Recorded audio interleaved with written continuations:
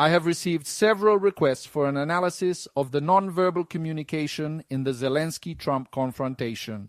I will not exclusively analyze the nonverbal communication of what happened. I will go further.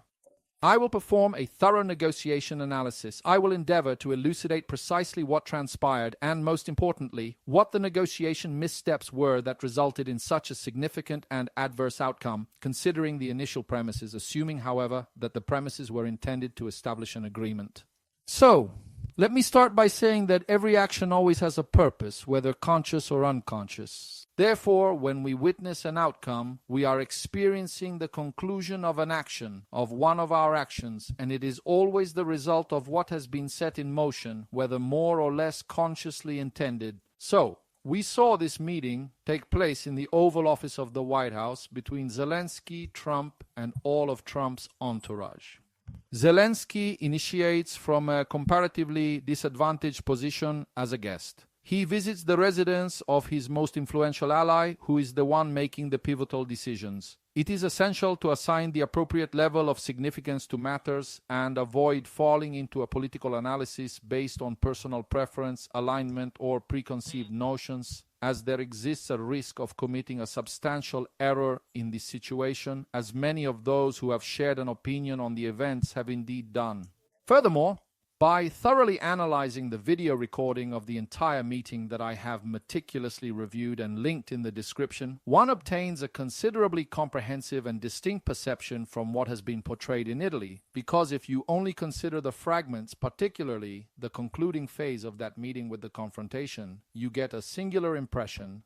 If you watch the entire meeting, you get a different perspective. When conducting an analysis, especially if you want to do it objectively and impartially, you need to contextualize everything, look at everything, and not just what is convenient.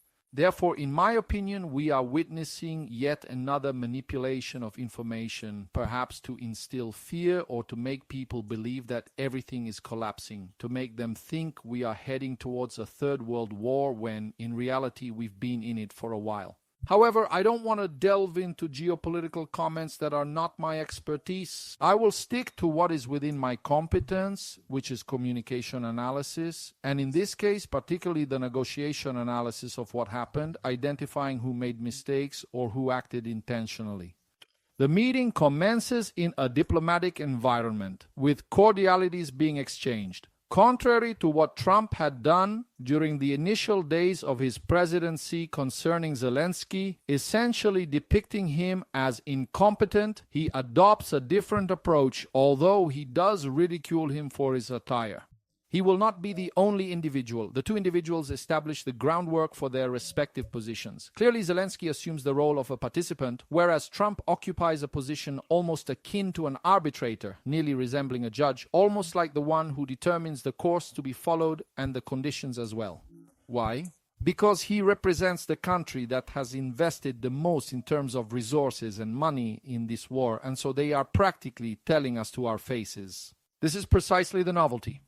However, we must ask ourselves some questions. Why is all this happening in front of the cameras? When usually, up until now, in front of the cameras, they have always shown us the final smiles, whether genuine or fake, but final. A question we should consider is why all of this is unfolding in front of the public eye. Is it American bravado, or does this maneuver have an additional purpose? Let us continue. The two individuals indeed exchange relatively diplomatic premises. However, at a certain juncture, when President Trump's speech endeavors to equate the actions, conditions, and motivations of the Russo-Ukrainian conflict, President Zelensky begins to exhibit visible discomfort on his facial expression. It is quite evident that he does not agree. However, more importantly, it is apparent that he did not intend to become a sacrificial victim, and even more so, it is clear that he did not intend to retreat. Now, what I am about to articulate, and I must emphasize this, is not me taking sides on who is correct or incorrect, because that has become the exercise of a fool. I would like to conduct a comprehensive negotiation analysis of what transpired, specifically in that particular meeting. Who committed errors, who emerges as weak, who emerges as strong, who demonstrated being a more adept negotiator than anticipated, and who ultimately ended up appearing foolish. At a particular juncture, when President Zelensky attempts to elucidate the dynamics and the compromise that President Trump aims to accomplish, essentially discussing a deal that has ostensibly been reached, he does not concur and insists that matters be articulated with precision. At that moment, approximately 3/4 into the meeting, although the initial indications were already apparent halfway through, we are discussing a meeting that lasts scarcely an hour.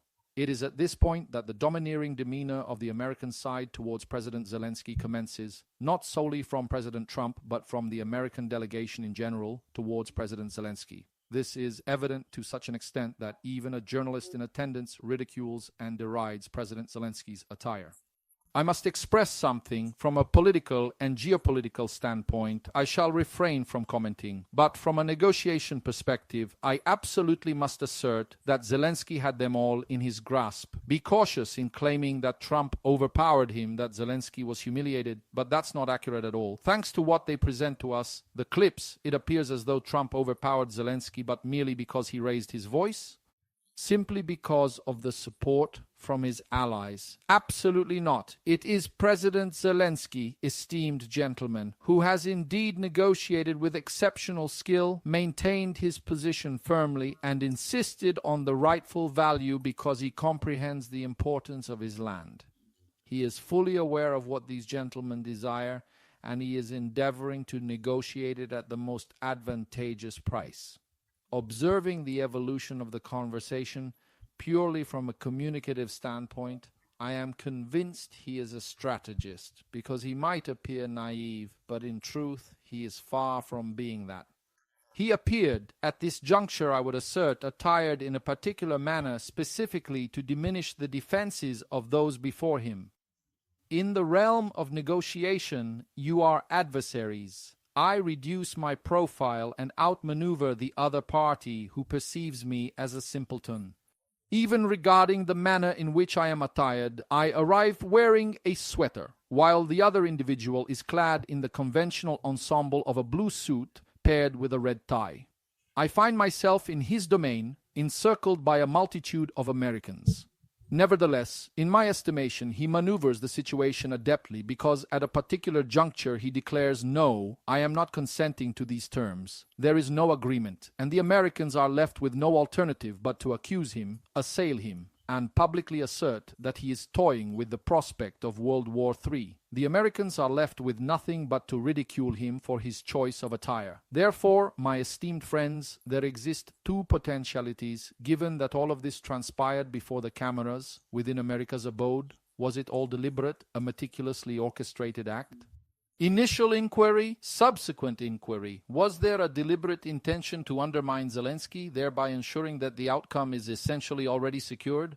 Did he intend to demonstrate to everyone his capitulation, his self-sacrifice, his dominance, the quintessential American bravado? Thirdly, was there a significant naivety exhibited from a negotiation standpoint, assuming the outcome was secured without genuinely understanding who they were engaging with from a negotiation perspective?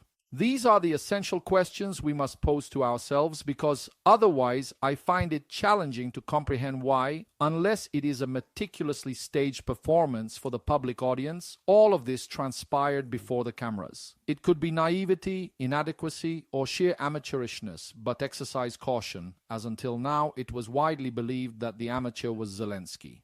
Commencing from this day forward, I am the primary person to thoroughly reevaluate, because the video I present in the detailed description communicates the complete opposite to anyone who has no difficulty perceiving matters objectively, as they do not favor one side or another or a third party elsewhere. I am thoroughly convinced that Zelensky has engaged in the strategic game beyond all expectations, and I think Trump has lost it, unless they are all deceiving us once again, with the only outcome being that ultimately an agreement will be reached among the more powerful and the smaller partner will be consumed, and that would concern me significantly. Nevertheless, from this moment onward, I will observe the dynamics of this match with heightened interest, and perhaps continue to share my impressions with you, always from a negotiation perspective. Certainly, Zelensky in this field is a bit bigger than he seems, because nothing is ever as it seems.